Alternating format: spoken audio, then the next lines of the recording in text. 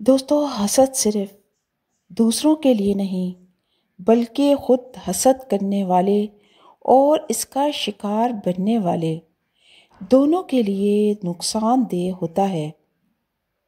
اللہ تعالیٰ نے قرآن پاک میں بھی اس سے پناہ مانگنے کی دعا سکھائی ہے۔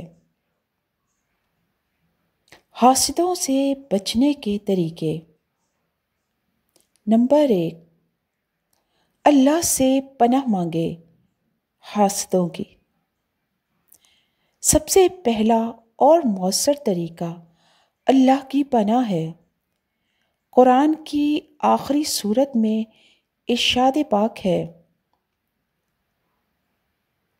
اور حسد کرنے والے کے شر سے اللہ کی پناہ مانگو جب وہ حسد کرے۔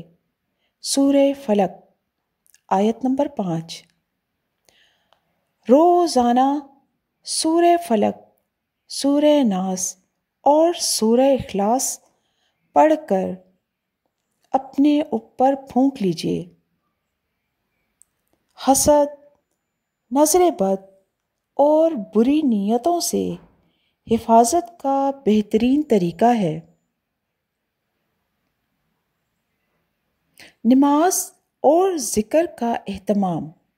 نمبر 2، جو شخص اللہ کے ذکر میں رہتا ہے اس پر حسد کا اثر کم ہوتا ہے۔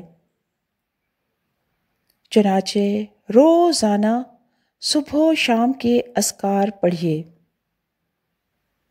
بسم اللہ الرحمن الرحیم، اعوذ بکلمات اللہ التامات من شر ما خلق، حسبی اللہ لا الہ الا هو علیہ توکلت وہو رب العرش العظیم 7 بار۔ یہ دعائیں روحانی ڈھال بن جاتی ہیں۔ نمبر 3، حسد کرنے والوں سے فاصلہ رکھیے۔ اگر کوئی ہمیشہ تنقید، طنز یا جلن میں بات کرے تو ایسے لوگوں سے محبت سے لیکن فاصلہ رکھیے۔ ان کے منفی الفاظ کو دل پر نہ لیں، کیونکہ حسد کرنے والا آپ کی خوشی چھین نہیں سکتا، البتہ آپ کا سکون ضرور چھن سکتا ہے۔ نمبر 4، اپنی نعمتیں کسی پر ظاہر نہ کریں۔ ضرورت سے زیادہ اپنی کامیابیاں، مال یا خوشیاں سب کے سامنے بیان نہ کریں۔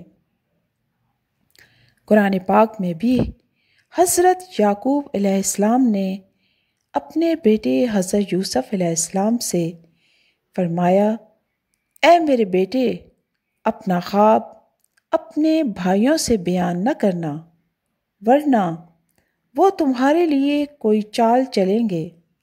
سورہ یوسف۔ یعنی بعض اوقات خاموشی سب سے بڑی حفاظت ہوتی ہے۔ نمبر 5، نیک نیت اور نرم دل رہیے۔ اگر آپ دل میں کسی کے لیے برا نہیں چاہتے تو اللہ تعالیٰ آپ کی حفاظت خود فرماتا ہے۔ نبی کریم صلی اللہ علیہ وآلہ وسلم نے فرمایا، جب تم دوسروں کے لیے خیر چاہو گے تو فرشتے تمہارے لیے بھی خیر کی دعا کرتے رہیں گے۔ نمبر 6، حسد کا جواب محبت سے دیں۔ حسد کرنے والے اگر آپ کو دکھ پہنچائیں تو بدلے میں برا جواب نہ دیجیے، بلکہ دل میں کہیے، اے اللہ پاک اسے ہدایت دے اور مجھے صبر عطا فرمائیے۔ یہی اصل طاقت ہے۔ نمبر 7، باوضو رہیے اور سورہ بقرہ سنیے۔ گھر میں سورہ البقرہ کی تلاوت یا آڈیو چلائیے۔